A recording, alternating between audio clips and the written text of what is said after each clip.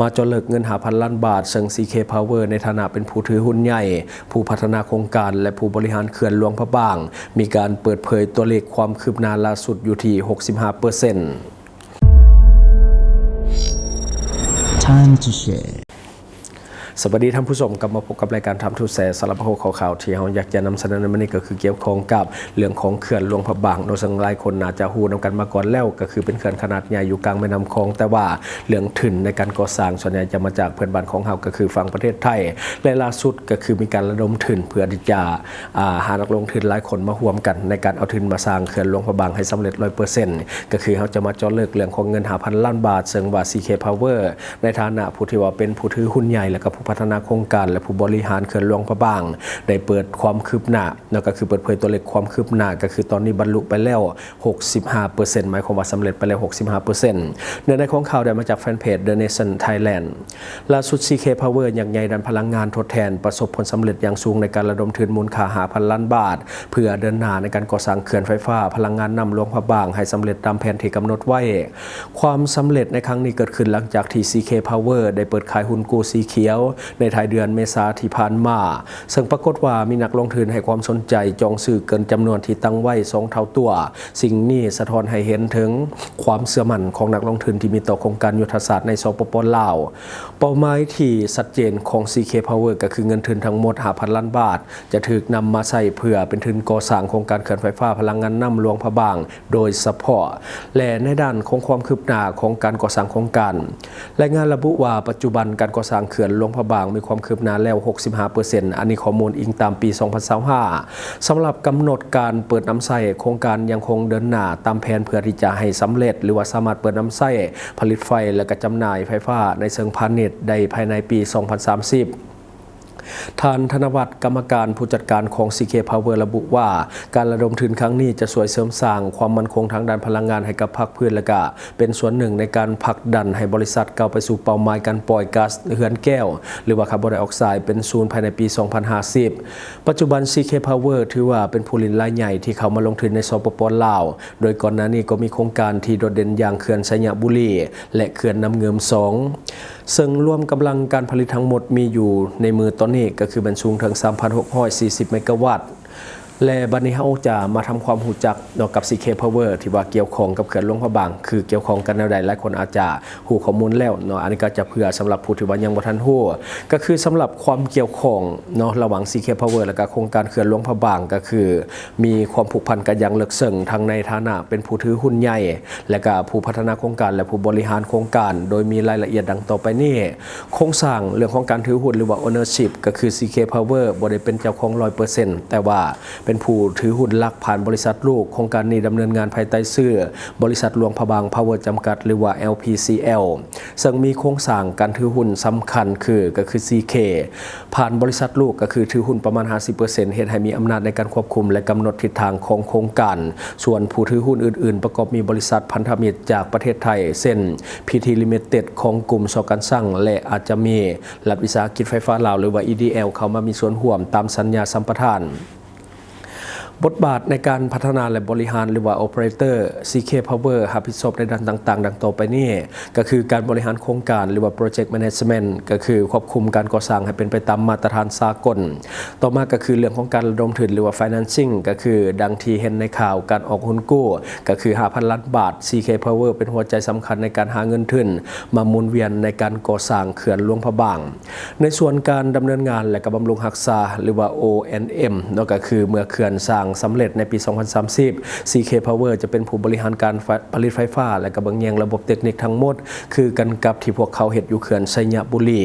และบัดนี้มาเบิ่งรายละเอียดของโครงการหรือว่า Project Specs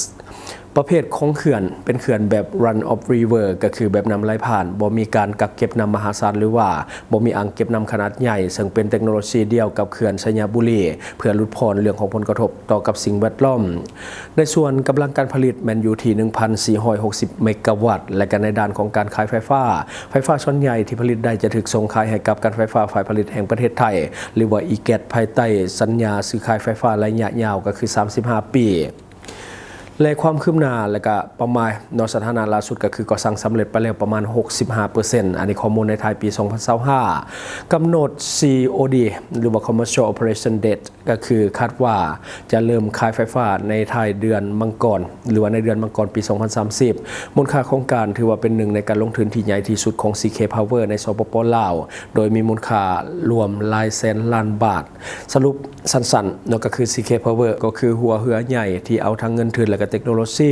และก็ประสบการณ์มาสร้างเขื่อนหลวงพระบางเพื่อที่จะผลิตพลังงานไฟฟ้าสะอาดส่งขายให้ประเทศไทยและสร้างรายรับให้กับสปป.ลาวผ่านค่าสัมปทานและก็ค่าภาษีต่างๆในระยะยาวอันนี้คือ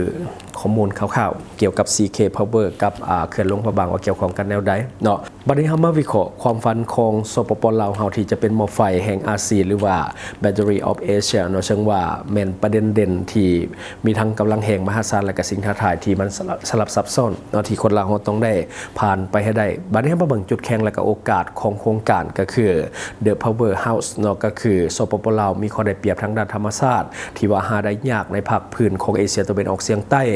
ทรัพยากรน้ำเนาะด้วยภูมิสันฐานที่ว่ามีสายน้ำไหลผ่านและก็ภูเขาสูงเฮ็ดให้มีท่าแห่งในการผลิตไฟฟ้าจากน้ำสูงถึง 30,000 เมกะวัตต์และในส่วนของยุทธศาสตร์การส่งออกก็คือไฟฟ้าได้กลายเป็นสินค้าส่งออกอันดับหนึ่งของสปป.ลาวสร้างรายรับเป็นเงินตราต่างประเทศที่สำคัญเพื่อมาพัฒนาประเทศ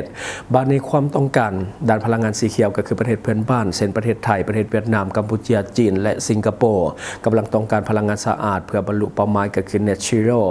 นี่คือโอกาสสำคัญหรือว่าโอกาสทองที่เราจะเป็นผู้สนองไฟฟ้ารายสำคัญและสิ่งที่ท้าทายและกับความเสี่ยงที่สปป.ลาวอาจจะต้องประเสริฐหรือว่า the resistance เนาะก็คือการที่จะบรรลุเป้าหมายนี้บ่แม่นเรื่องง่ายๆแน่นอนเพราะว่ามันมีหลายปัจจัยที่ต้องได้ระวังอันดับที่1ก็คือเรื่องของปัญหาหนี้สินก็คือการสร้างเขื่อนแต่ละแห่งใส่ทุนมหาศาลและก็การกู้ยืมเงินจากต่างประเทศเฮ็ดให้เกิดความกดดันต่อสภาพคล่องทางด้านการเงินของรัฐบาลและต่อมาก็คือผลกระทบต่อกับสิ่งแวดล้อมก็คือการเปลี่ยนแปลงของระดับน้ำในแม่น้ำต่างๆส่งผลกระทบต่อระบบนิเวศและก็วิถีชีวิตของประชาชนแคมป์น้ำซึ่งมักจะถูกตั้งคำถามจากองค์การสากลการพึ่งพาตลาดเดี่ยวปัจจุบันสปป.ลาวส่งออกไฟฟ้าให้ไทยเป็นหลักถ้าว่าเศรษฐกิจไทยชะลอตัวหรือว่าไทยเปลี่ยนไปใช้พลังงานทางเลือกอื่นอาจจะส่งผลกระทบต่อกับรายรับของลาวนำด้วย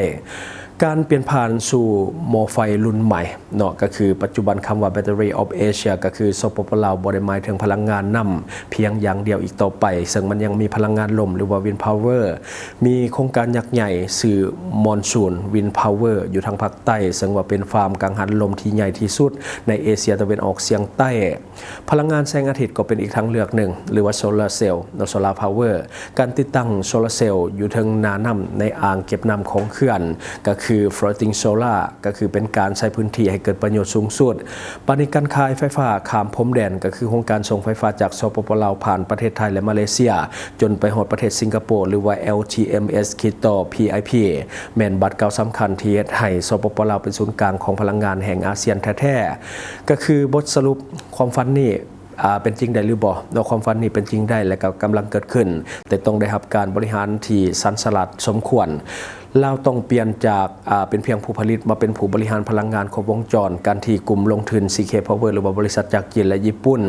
เขามาลงทุนอย่างต่อเนื่องแสดงว่าในสายตาสากลเรายังมีท่าแห่งสูงในเรื่องของการผลิตพลังงานคือมุมมองสำหรับช่องทำทูแซของเฮาความสำเร็จของเขื่อนหลวงพระบางหรือว่าโครงการพลังงานลมบ่แม่นเพียงแต่การสร้างสิ่งก่อสร้างแต่ว่ามันคือการวางมาเกมเศรษฐกิจระยะยาวของชาติเพื่อให้สปป.ลาวหลุดพ้นออกจากประเทศที่บ่มีทางออกสู่ทะเลที่เอิ้นกันว่าแลนด์ล็อกและก็ไปสู่ประเทศที่เสื่อมต่อภาคพื้นก็คือแลนด์ลิงก์ผ่านสายส่งไฟฟ้านั่นเองเนาะมันบอดเฉพาะแต่เส้นทางรถไฟหรือว่าอย่างต่างๆที่เสื่อมเรื่องของสายไฟฟ้าต่างๆก็เป็นอีกส่วนหนึ่งที่เฮ็ดให้สปป.ลาวของเฮาเสื่อมต่อกับประเทศเพื่อนบ้านและก็นานาชาติที่อยู่นอกอาเซียนของเฮาตัวอย่างคือการขายไฟฟ้าให้กับประเทศจีนอันนี้ก็เป็นอีกหนึ่งความสำเร็จของสปป.ลาวของเฮาและก็เป็นบัตรเก่าสำคัญที่จะเฮ็ดให้สปป.ลาวของเฮาก้าวขึ้นสู่ประเทศที่เป็น Battery of Asia อย่างแน่นอนเนาะอันนี้คือสิ่งที่เฮาเก็บมาเล่าสู่ฟังหวังว่าท่านจะได้รับสาระดีๆสำหรับท่านที่ว่าเบิ่งรายการเฮาอยู่คิดเห็นจะได้กับสิ่งที่ว่านำเสนอไปก็อย่าลืมฝากไว้ภายใต้คอมเมนต์ของเฮาและข้าพเจ้าจะเข้าไปอ่านด้วยตนเองขอขอบใจช่องทางที่คุณสามารถรับชมข่าวสารจาก Time to Share Studio Fanpage Time to Share Laos YouTube Time to Share TikTok Time to Share Laos Facebook สิงห์ดาราสายลิน สนใจโฆษณาประชาสัมพันธ์ธุรกิจและผลิตภัณฑ์ของท่านผ่านรายการของเฮาสนใจติดต่อตามข้อมูลที่ขึ้นหน้าจอในปัจจุบันได้เลย